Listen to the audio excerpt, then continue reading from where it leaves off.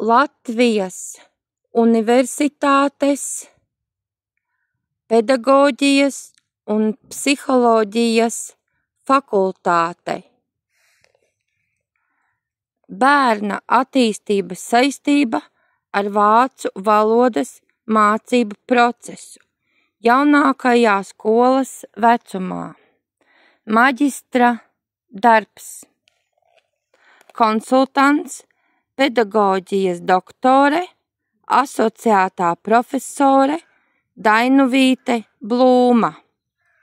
Sanita Vecmane, pedagoģijas maģistrantūras neklātienes nodaļas studente. 2001. gads.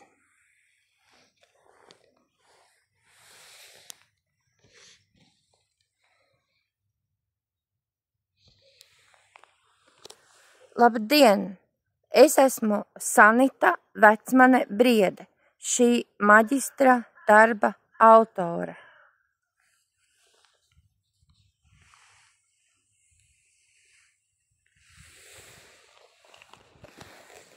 Pagājušā reize es lasīju nodaļu par pašcieņu, un šodien es turpināšu lasījumu no šīs nodaļas par sodiem un pēcstundām.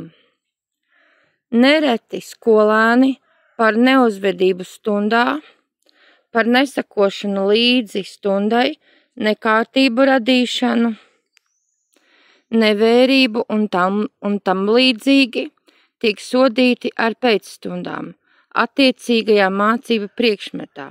Tas ir pilnīgi nepareizi.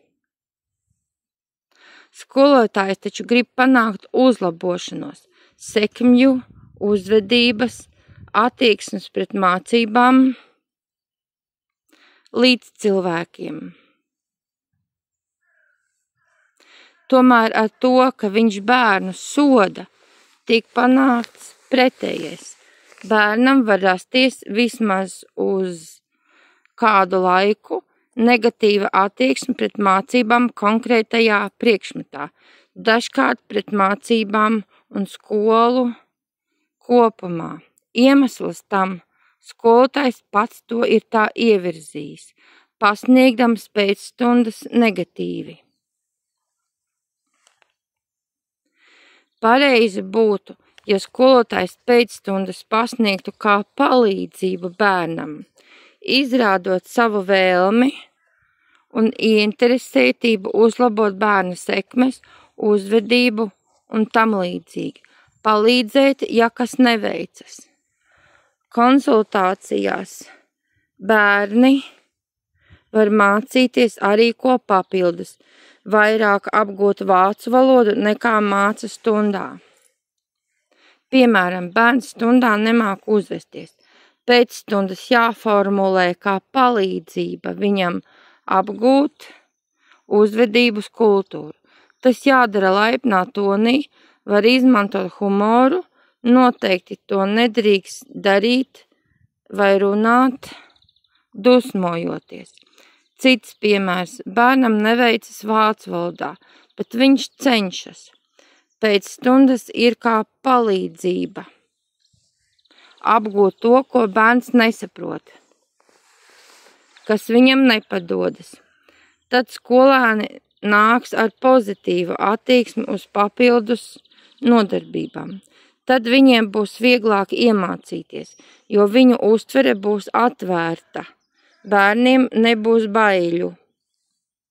Svarīgi ir, lai mazais skolnieks droši varētu pienākt pie skolotāja un izstāstīt savu problēmu, ko pajautāt.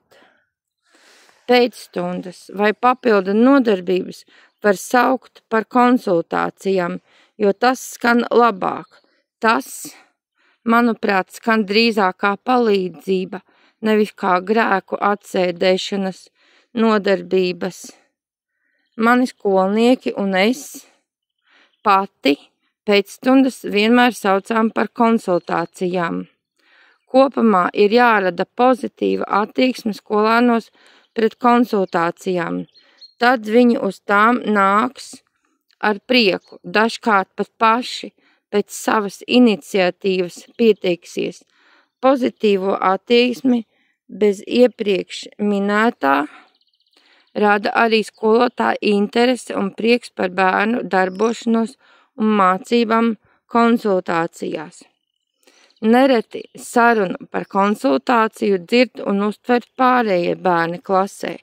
Arī tādēļ tai jābūt pozitīvai, lai citi skolāni to uzskatītu kā normālu mācību procesa sastāvdaļu, kad skolotājs strādā ar kādu bērnu individuāli. Konsultāciju parasti nosaka skolotājs, bet uz to var pieteikties bērns arī pēc savas iniciatīvas. Dažkārt ar bērnu vajag aprunāties par to, kāpēc viņam vajadzīga konsultācija, konkrēti pārunāt, ko darīs šajā nodarbībā. Šādās reizēs labāk to darīt individuāli. Pirmkārt, lai nekavētu mācību stundu, otrkārt, tā ir katra individuāla personīga lieta. Jāskatās arī, kāds ir bērns, cik pozitīvi vai negatīvi viņš uztver konsultācijas.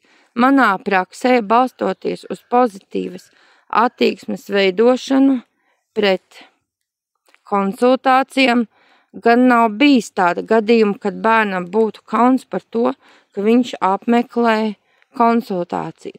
Bērni to uztver kā normālu mācību procesa sastāvdaļu. Retos gadījumos ir bijis tā, ka skolāns stundā nestrādā, bet grib strādāt tikai konsultācijā. Tad es skolānam paskaidroju, ka nodarbības pēc mācību stundām ir domātas, lai palīdzētu, ja kas neveicas, ja grib ko vairāk iemācīties. Ja klasē stundā nestrādā un grib, lai skolotājs strādā tikai individuāli ar šo bērnu, tad ir jāņem privātas stundas. Šādiem bērniem atsaku konsultācijas. Sazinos arī ar bērna vecākiem, informējot par situāciju. Vecāki pieredzes bagāti kolēģi neiesaka pasniegt privātstundas savā klasē. To atzīstu un nepasniedzu privātstundas savā klasē. Bērniem, kuri vēlas papildus mācīties pie manis, atbildu, lai mācās kārtīgi stundā, lai nāk uz konsultācijām. Tad jau arī būs pietiekami daudz mācību vācu valodā, jo ir taču vēl arī citi mācību priekšmeti, kas arī prasa daudz laika. Par autoritāti un autoritārismu. Skolotājiem ir jābūt mīļas uzmanības pilnam. Bērni piešķir autoritāti. Bērni meklē autoritāti. Bērni mīl autoritāti. Nesajaukt ar autoritārismu. Ar ko gūst autoritāti? Pirmkārt, cilvēkam, skolotājiem šajā gadījumā ir jāvar kaut kas arī vairāk nekā tikai sava priekšmeta mācīšana. Otrakārt, autoritāte saistās arī ar to, ka skolotājs attīsta sevi koncentrētu iekšēju mieru un spēj atšķirt būtisko no nebūtiskā. Tādēļ skolotājiem ir pašam ar sevi jāstrādā, sevi jāaudzina.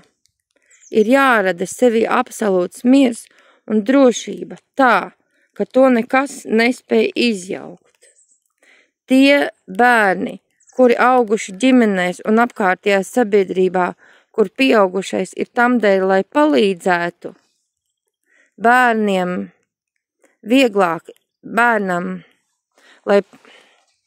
kur pieaugušais ir tamdēļ, lai palīdzētu bērnam, vieglāk iekļaujas un orientējas sabiedrībā nekā tie bērni, kuri auguši patriarchālos apstākļos, kur pieaugušā vārds ir likums, ko neapspriež.